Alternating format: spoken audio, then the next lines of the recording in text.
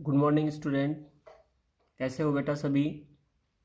बेटा आशा करते हैं कि आप और अपने परिवार सहित अपने घर पर स्वस्थ होंगे।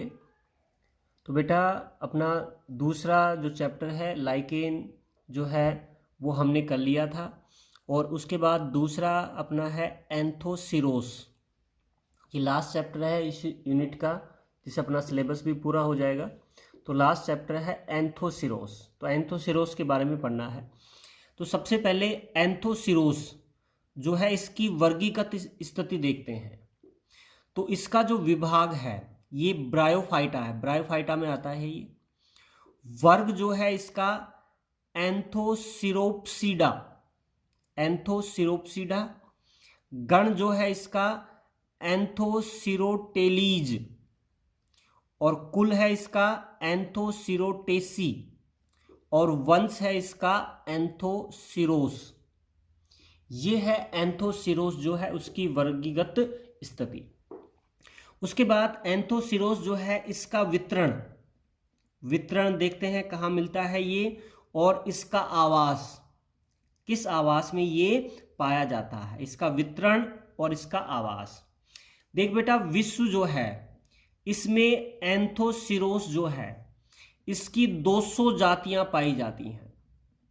विश्व में एंथोसिरोस की 200 जातियां पाई जाती हैं, और ये जातियां जो हैं अधिकांशतः उष्णकटिबंधीय जो क्षेत्र होते हैं उनमें ये मिलती हैं। कुछ जातियां ऐसी हैं जो शीतोष्ण जो क्षेत्र हैं उनमें भी पाई जाती हैं। अधिकांश जातियां कहाँ मिलती हैं? उष्णकटिबंधीय क्षेत्रों में, और कुछ जातियां जो हैं वो शीतोष्ण कटिबंधीय जो क्षेत्र हैं उनमें पाई जाती हैं। विश्व में कितनी जातियां हैं? 200 जातियां हैं, जिनमें से भारत जो है उसमें 25 जातियां एंथोसिरोस की पाई जाती हैं। विश्व में 200 हैं और भारत में इसकी 25 जातियां एंथोसिरोस की पाई जाती हैं। ठीक है बेटा, वो कौन सी हैं? एक तो है एंथोसिरोस हिमालयेंसिस, एंथोसिरोस हिमालयेंसिस ये जाति है एक तो मुक्त है जो भारत में मिलती है। दूसरी है एंथोसिरोस इरेक्टस, एंथोसिरोस इरेक्टस। और तीसरी जो जाति है मुक्त जो भारत में मिलती है वो है चंपारेंसिस, चंपारेंसिस। ये मुक्त है, 3 जातियां भारत में बहुतायत से मिलती हैं। एंथोसिरोस हिमालयेंसिस, एंथोसिरोस इरेक्टस और एंथोसिरोस चंपारेंसिस। ये जातियां जो है मुक्त भारत में पाई जाती हैं। एंथोसिरोस जो है ये सामान्यतया नम और छायादार स्थान जो है उनमें पाए जाते हैं, जैसे नम चट्टानें हैं, नम मृदा है, नदियों के किनारे हैं, उन पर ये सामान्यतया उगती हैं। तो कहाँ मिलती हैं? नम व छायादार स्थानों पर, जैसे नम चट्टानें हैं, नम मृदा है, नदियों के किनारों की जो मृदा है उन पर ये पाई जाती हैं। ठीक है, और इनका जो पादप होता है, एंथोसिरोस का जो पादप है ये बहुवर्षीय भी हो सकता है और वार्षिक भी हो सकता है।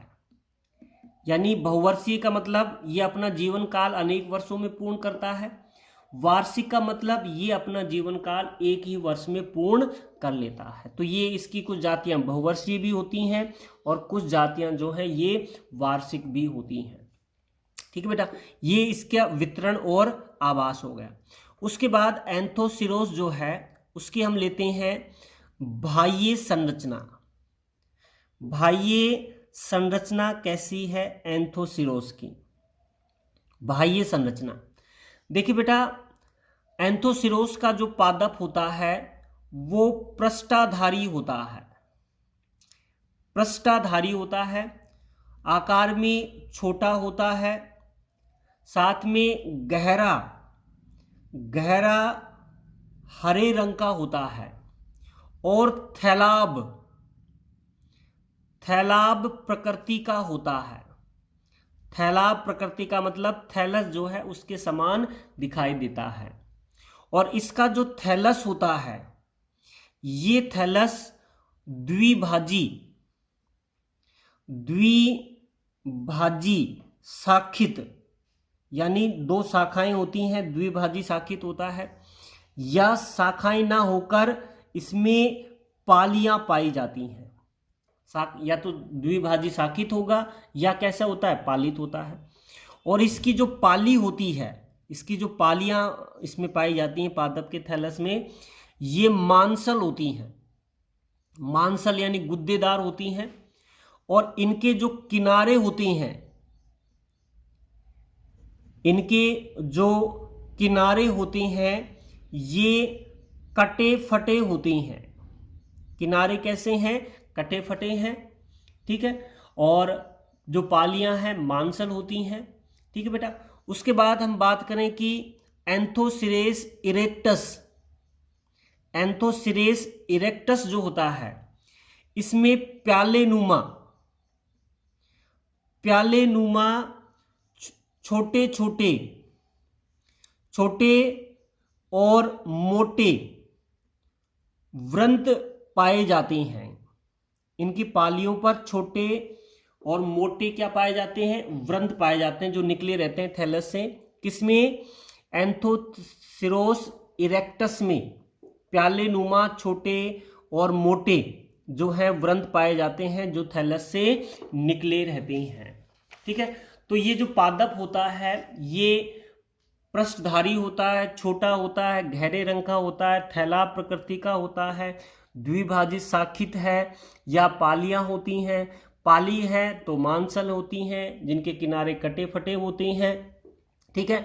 और एंथोसिरेस इरेक्टस जो है इसमें प्याले नुमा छोटे छोटे मोटे व्रंत जो हैं वो पाए जाते हैं, ठीक है बेटा। उसके बाद देखिए जो थैलस होता है, इस थैलस की अपाक सतह, अपाक सतह यानी पृष्ठीय जो सतह होती है, पृष्ठीय, अपाक जो सतह होती है ये चिकनी भी हो सकती है, स्मूथ भी हो सकती है, सूलयुक्त, सूलयुक्त भी हो सकती है, खुरदरी, खुरदरी भी हो सकती है और मखमली भी हो सकती है। इसकी जो अपाक सतह होती है, पृष्ठीय सतह जो होती है ये चिकनी है, सूलयुक्त है, खुरदरी हो सकती है या मखमली हो सकती है। उसके अलावा थैलस का जो मध्य भाग होता है, मध्य भाग जो है ये कुछ आकार में मोटा होता है। मध्य भाग जो होता है ये आकार में क्या होता है, मोटा होता है, ठीक बेटा। परिपक्व जो थैलस होता है, इनका जो परिपक्व थैलस होता है, इस थैलस पर सितंबर, सितंबर में और अक्टूबर में, सितंबर व अक्टूबर जो है इसमें इस पर लंबे लंबे बेलनाकार, लंबे बेलनाकार संरचनाएं विकसित होती हैं जिन्हें स्पोरोगोनियम, स्पोरोगोनियम कहा जाता है। सितंबर अक्टूबर माह में थैलस पर लंबे बेलनाकार संरचनाएं विकसित होती हैं जो क्या कहलाती हैं, स्पोरोगोनियम कहलाती हैं। और स्पोरोगोनियम जो है ये सींग के समान दिखाई देती हैं। कैसे दिखाई देते हैं, सींग जो होता है उसके समान दिखाई देते हैं। इसलिए एंथोसिरोस जो है इसको हॉर्नवर्ट, इसकी जो जाति है इसे क्या कहा जाता है, हॉर्नवर्ट कहा जाता है, क्योंकि ये सींग के समान दिखाई देते हैं, ठीक है बेटा। तो ये तो होगी थैलस की अपाक सतह। अब थैलस जो है उसकी अभ्यक्ष, अभ्यक्ष सतह यानी जो आधारीय सतह है उसकी बात ही करते हैं। बेसल सरफेस या आधारीय जो सतह है, अभ्यक्ष सतह, वो क्या होती है। अभ्यक्ष सतह पर अनेक एक कोशिकीय, अनेक एक कोशिकीय मूलाभास, मूलाभास पाए जाते हैं। अभ्यक सतह पर एक कोशिकीय अनेक मूलाभास पाए जाते हैं। ठीक है, साथ में इस सतह पर छोटे छोटे, इस सतह जो है इस पर मूलाभास के अलावा छोटे छोटे गहरे हरे या नीले रंग के, गहरे हरे या नीले रंग के जो है क्षेत्र दिखाई देते हैं, जिनमें नोस्टोक जो शैवाल है ये कॉलोनी बनाकर रहती है। ये याद रखना है कि एंथोसिरोस जो है उसकी जो अभ्यक सतह होती है, उस अभ्यक सतह पर एक कोशिकीय मूलाभास तो है ही, साथ में इस सतह पर छोटे हरे नीले रंग के जो क्षेत्र पाए जाते हैं, जिनमें नॉन स्टॉक शैवाल जो है ये पाई जाती है। ठीक है, अब बेटा इसकी एक बार संरचना के बारे में ध्यान देते हैं कि इसकी संरचना कैसी होती है। तो देखिए बेटा, एंथोसिरोस जो है इसकी संरचना की बात करें तो देखिए बेटा, एंथोसिरोस इस रूप में ऐसे पालियों के रूप में पाया जाता है। इसमें छोटी छोटी पालियां होती हैं, ये पालियां हैं इसमें, और इसमें सितंबर और अक्टूबर माह जो है उसके अंदर लंबे बेलनाकार ऐसी संरचनाएं निकल आती हैं। इसमें लंबे बेलनाकार ऐसी संरचनाएं निकल आती हैं, और ये लंबी बेलनाकार जो संरचनाएं होती हैं ये स्पोरोगोनियम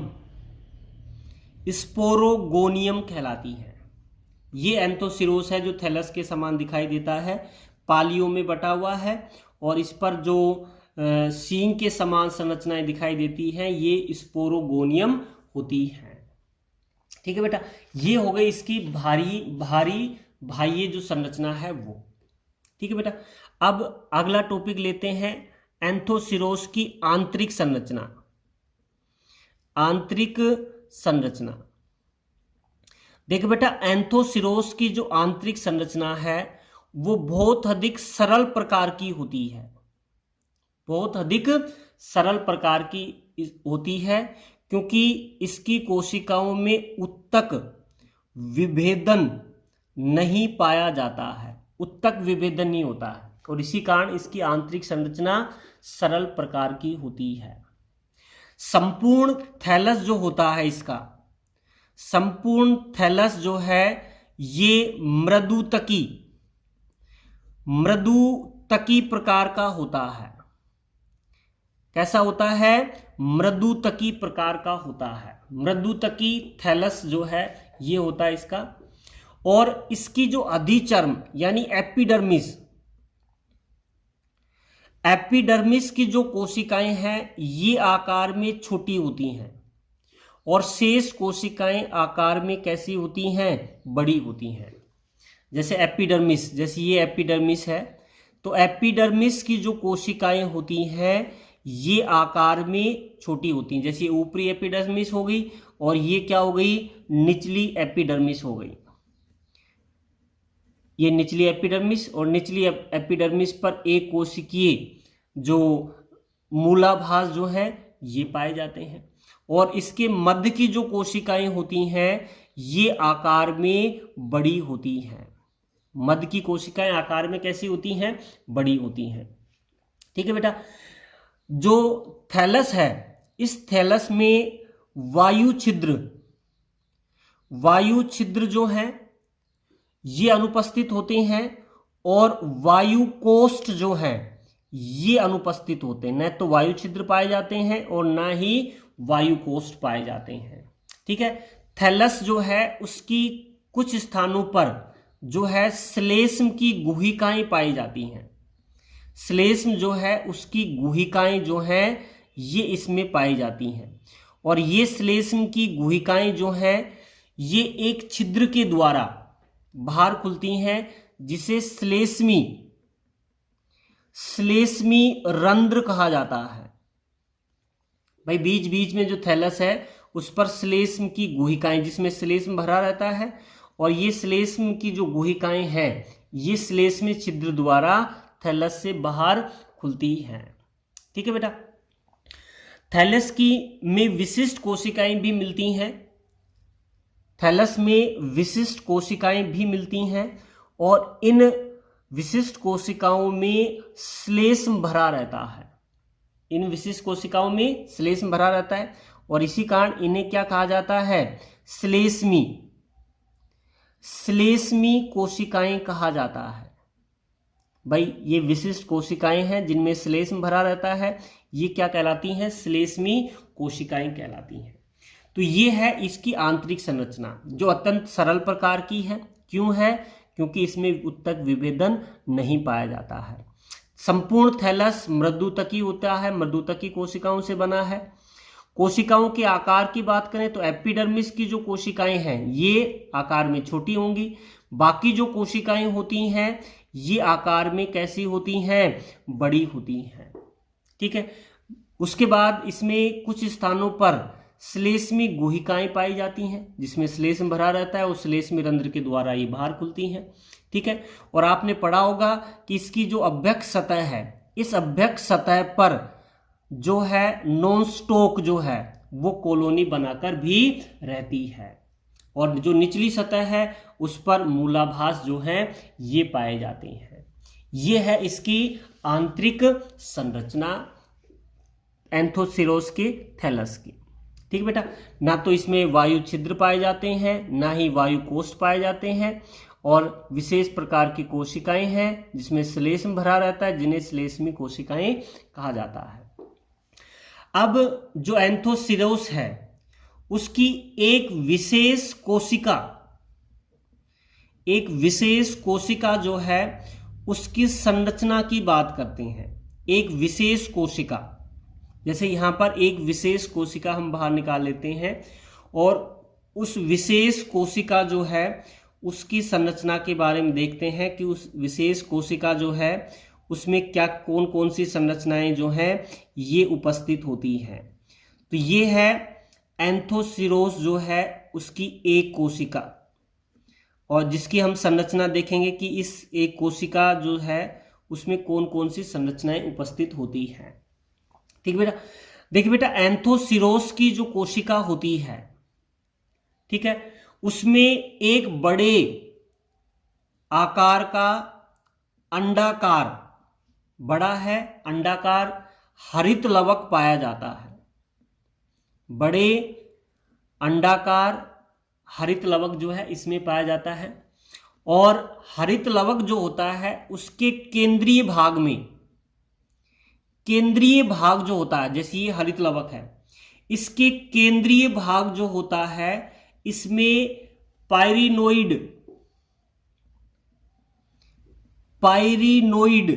जो है ये उपस्थित होता है। भाई कोशिका में एक बड़े आकार का अंडाकार हरित लवक जो है ये उपस्थित होता है और हरित लवक के केंद्रीय भाग में क्या पाए जाते हैं? पाइरेनोइड। जैसे ये संपूर्ण हरित लवक हो गया और इसके अंदर क्या होते हैं? पाइरेनोइड जो है ये उपस्थित होते हैं। पाइरेनोइड में 25 से लेकर 300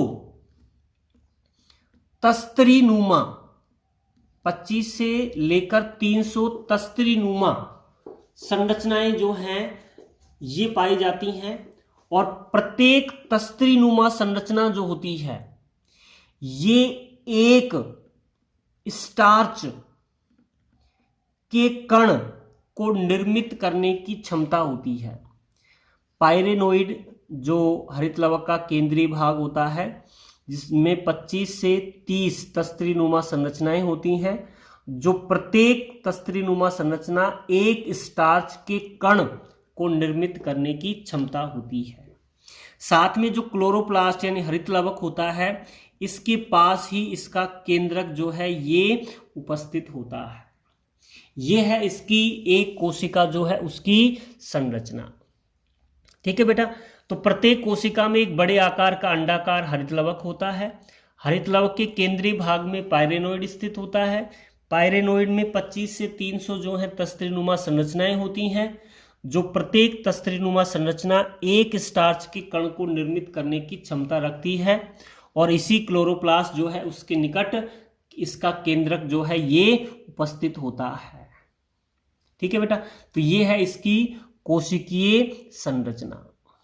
ठीक है बेटा। तो आंतरिक संरचना हमने पढ़ी और उसकी कोशिकीय संरचना पढ़ी, उसकी बाह्य संरचना हमने पढ़ी, उसकी वर्गीकृत स्थिति हमने पढ़ी, उसका आवास क्या है, उसका वितरण कहाँ है, कितनी जातियां पाई जाती हैं, ये है एंथोसिरोस के बारे में। ठीक है बेटा, कल से हम एंथोसिरोस जो है उसमें जनन पढ़ेंगे। ठीक है बेटा, आज के लिए इतना ही। Thank you.